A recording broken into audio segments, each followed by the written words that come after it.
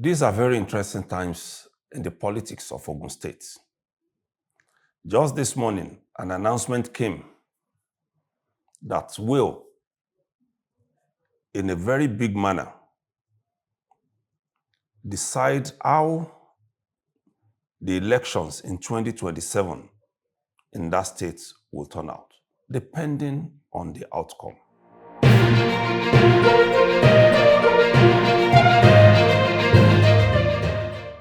Welcome to another edition of the Countdown 2027 under the auspices of Talking Politics and Other Issues with Dr. Dapo.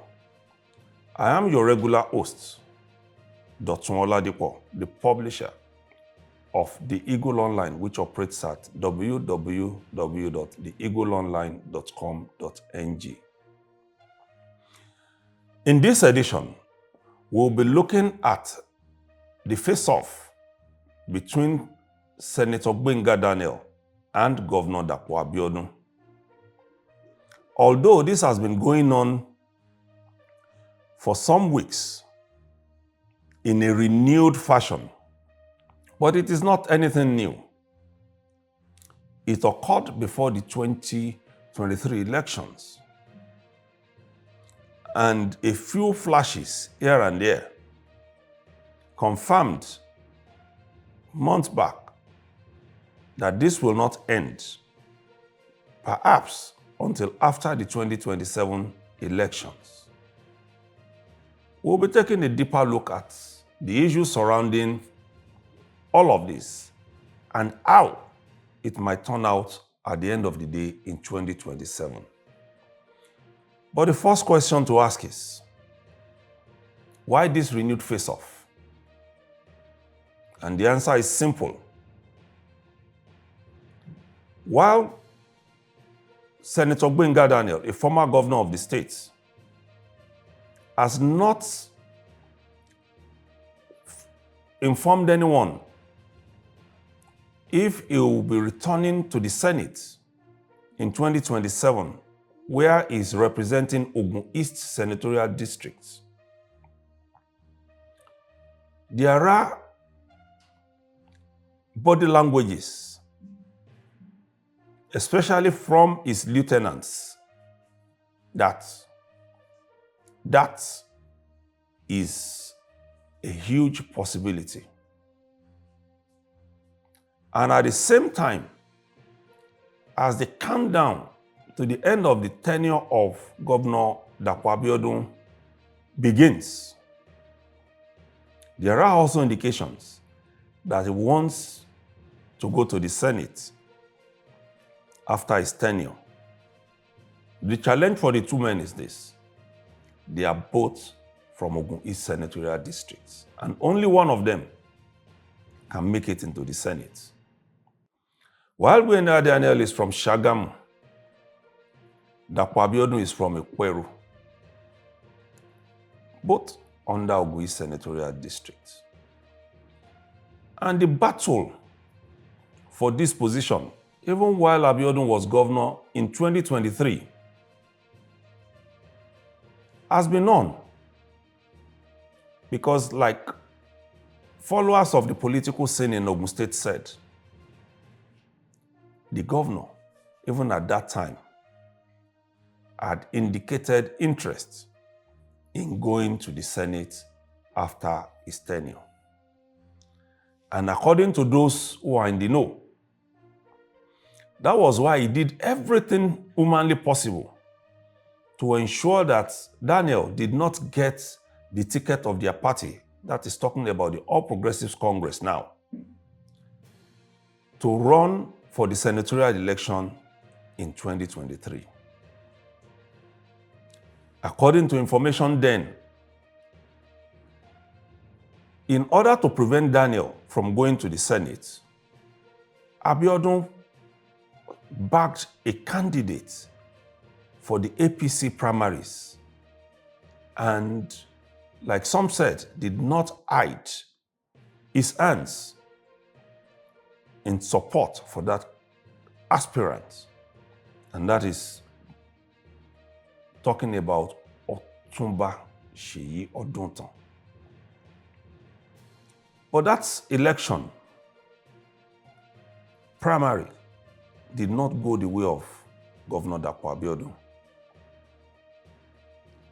What happened was that Otumba Gbenga Daniel defeated other aspirants in that election, not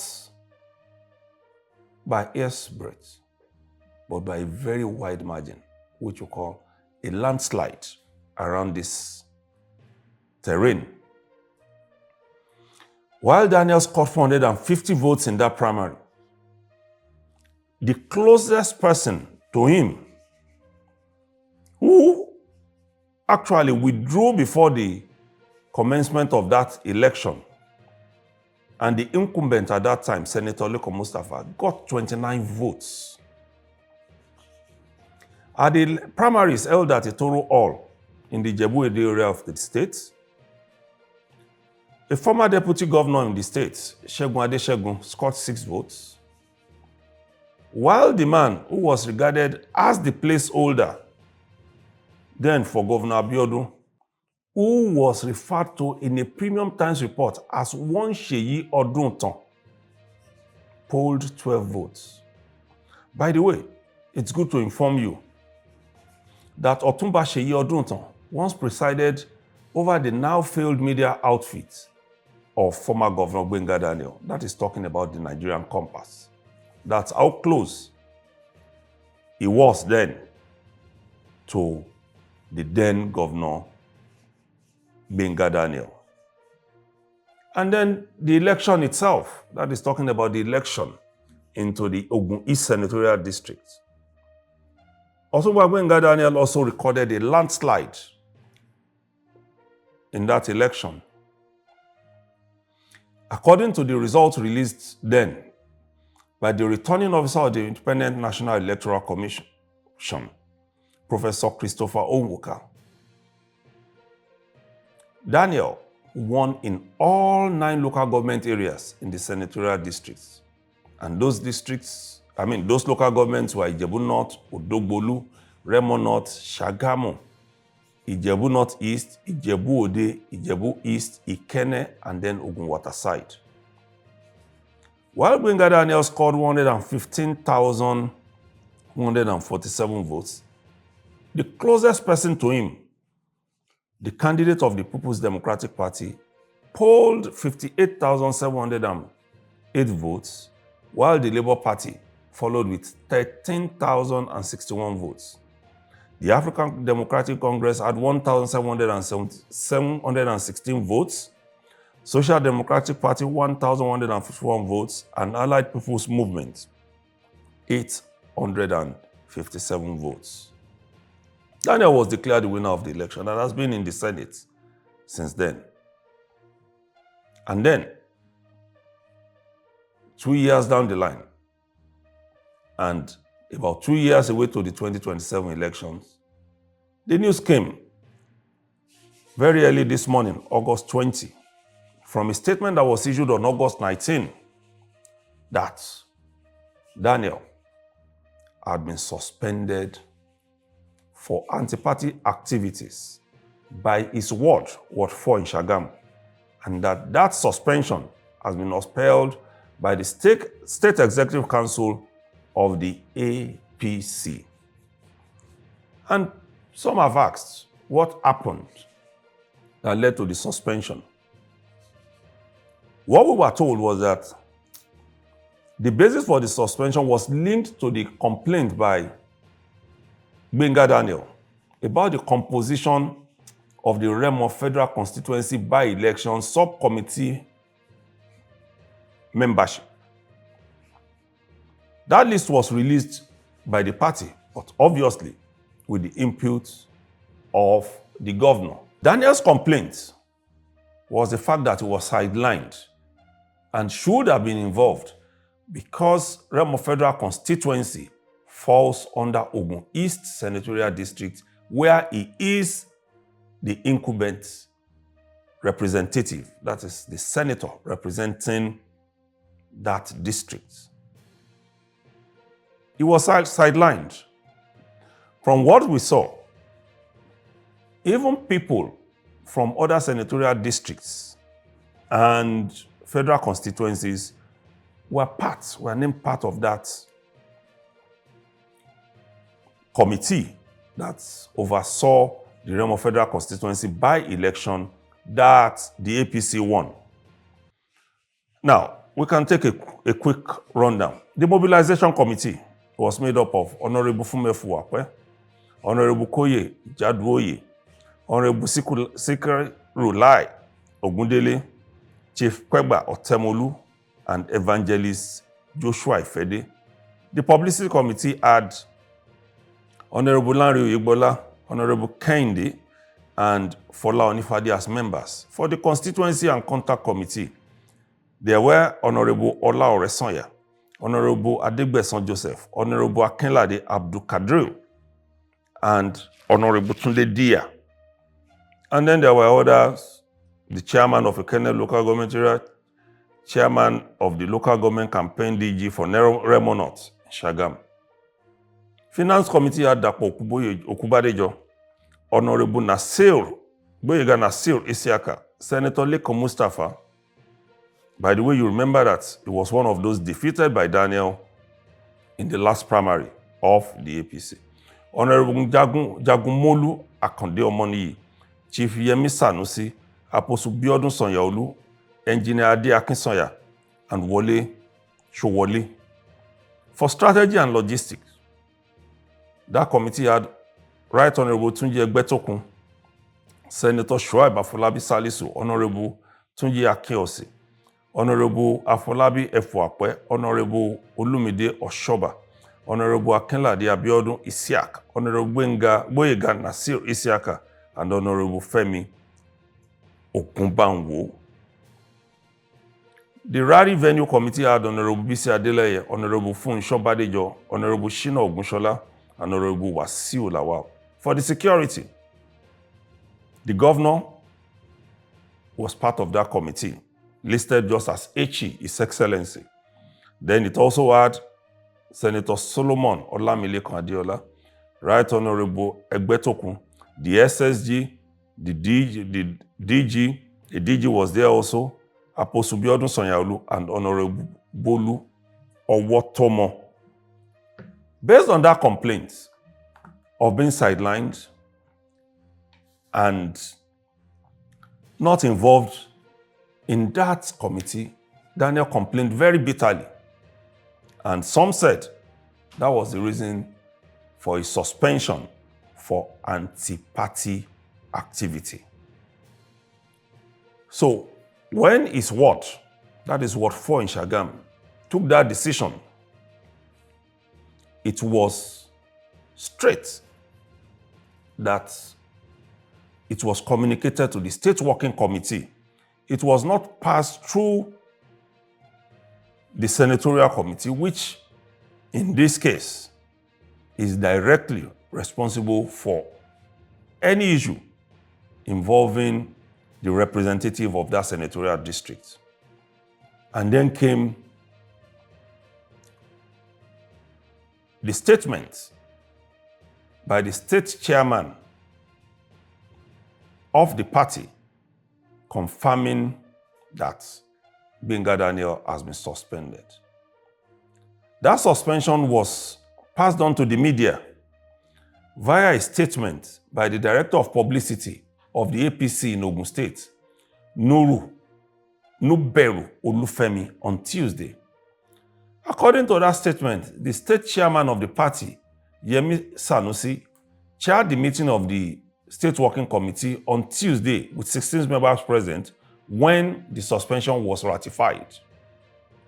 The statement said the meeting considered the reports of the disciplinary committees investigating allegations of misconduct and anti-party activities against Gbenga Daniel from Ward 4 and another person who was suspended alongside the former governor. That statement said, Ward 4, Shagam local government, set up a disciplinary committee on the alleged misconduct bordering on anti-party activities committed by Daniel. Similarly, Ward 6 set up a disciplinary committee on the allegations of gross misconduct and anti-party activities allegedly committed by Folarin. They wrote to the members under investigation, inviting them to the disciplinary meetings, at which they were to be heard and allowed to present evidence in their defense or request pardon from the party. However, both members failed to respond to the invitations extended to them in writing, failed to provide the written evidence, and also failed to attend the disciplinary meetings at which they were to be given the opportunity to defend themselves. In view of their deliberate and unexplained absences, the committees deliberated as scheduled, heard from the available witnesses, considered the available documentary evidence, and deliberated on their allegations. And then, according to the publicity secretary of the party in Ogun State, copies of the indefinite suspension by the ward were sent to the state chairman for consideration and approval of the state working committee. Let me quote him again. The SWC has ratified the suspensions. The meeting demonstrates the party's commitment to maintaining discipline and upholding its constitution. However, when we spoke to some of the close aides of the former governor, that is talking about Otumba Gbenga Daniel, they said he never received any invitation and that he never spawned the invitation of the committee, and that even the letter suspending him from the ward was not sent to him. It was not availed of the copy. That was what we were told. And then we were also told that the chairman of Ogoyi Senatorial District, the chairman of the party in that district, Chief Adeleke Adedoyin, distanced himself from the process that led to the suspension of Daniel and Folarin. In all of this, while all this drama around the by-election was going on, surfaced another issue. They moved to demolish the hotel and house owned by Gbenga Daniel in Shagam. The former governor was quick to head to the court. And as we report now, news just came in that the court has asked Otumba Gbenga Daniel to present evidence that he alluded to in his paper before the court. That is the fact that those houses are legal in terms of existence, that he has all the papers to back up what the state government wants, and that all that was being done was political in order to distract him from his job. So, that is it in a nutshell. But some have asked, what happens in 2027? How is it likely to turn out between the two men who used to be friends, but who are now political enemies? Some are quick to allude to the fact that, despite the fact that Governor Abiodun backed Seyi Odunotan in the primaries of the APC in 2022, Daniel still won by a very wide margin. But there is also the argument that that election was quite easy for Daniel because Abiodun was not the one on the ballot. While all this go back and forth, the fact that people are pointing to is that Daniel won in 2022 by a landslide, and that if it had been any other person on the ballot, he would still have achieved that feat. And those who are arguing along this line are quick to point to the fact that as a sitting governor, Abiodun ought to have had an edge over Daniel in that election.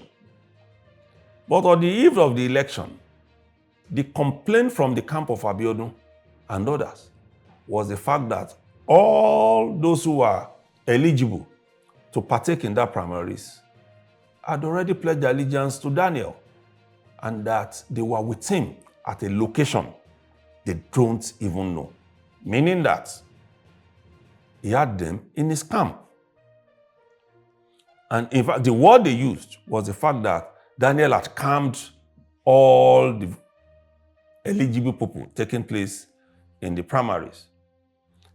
And you'll recall, viewers, that it was the same complaint that they lodged against Daniel during the presidential primaries in Abuja, where Daniel, from the onset, had declared his backing for the then aspirant for the APC primaries, Asiwaju Bola Ahmed Tinubu, who eventually won that ticket and has gone on to become the governor. Indeed, some are arguing that with what happened during the primaries in 2022, Tinubu is not likely to back Abiodun for the senatorial race in 2027. And this is simply because they say they will not trust him with any other political position because of his position to his own aspiration at the time. Indeed, some said the decision of Bola Tinubu to back the re-election of Abiodun in 2023 was simply a matter of political party allegiance, that he did not want APC to lose in Ogun State.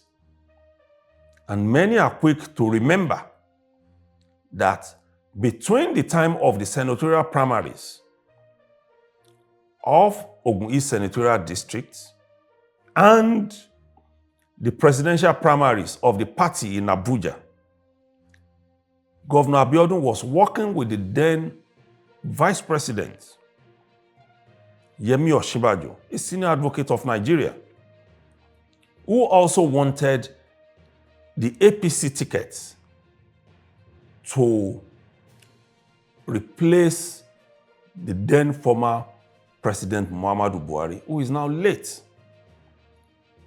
But like they have argued, even the principal then of Abiodun, that is talking about Yemi Osinbajo, lost that primaries to Tinubu, despite the fact that they worked together. While Daniel was able to deliver the votes of all those who went to the primaries from Ogun State to Tinubu, according to insiders, not one vote from Ogun State went the way of Yemi Osinbajo in the APC presidential primaries. At the end of the day, those who are canvassing on the part of Daniel are saying even Yemi Osinbajo could not make the second position in that primaries where Tinubu recorded a landslide victory. While Tinubu polled 1,271 votes, Osinbajo came a distant third with 235 votes, with a former Minister of Transportation and former Governor of Rivers State, Rotimi Amechi, placing second with 316 votes. It is in this regard that analysts in that state are saying Abiodun sees the only way to edge Daniel out of the senatorial contest as getting him out of the APC, which he believes is the party that will win across the state again. But some are also saying that this will be impossible because processes must be followed, and they are just waiting for the national leadership of the party to make a pronouncement on the status of Daniel in the party. And many are also saying and asking, will it be possible for President Tinubu to abandon Daniel, who worked for his victory in 2023, for Governor Abiodun, who worked for the victory of former Vice President Yemi Osinbajo? And the answer, they have said, is a no. Well, we keep watching, but we are also waiting to hear from the team of the governor. When the call was put through to a special advisor on media and publicity, Kayode Akimade, he returned it busy, and he was here to call back as at press time. Once he does, you will be the first to hear his position, because we'll give it to you like we say here, hot, hot. So, Daniel and Abiodun dominated the political discussion this week in Ogun State, and quite frankly, across the country. We are waiting for developments, and we'll be able to analyze them for you as they break. So until we come to you again with another edition of this program, we are saying to you, as we used to say, don't forget to like this video, don't forget to share it, and don't forget to follow us on all our social media handles where you will get up-to-date details on political happenings ahead of 2027. Our social media handles are in our bio on this channel, and like I promised, you'll always hear it first from us. Until we see you on our next edition of this program, I remain your humble host, Dr. Oladipo. See you.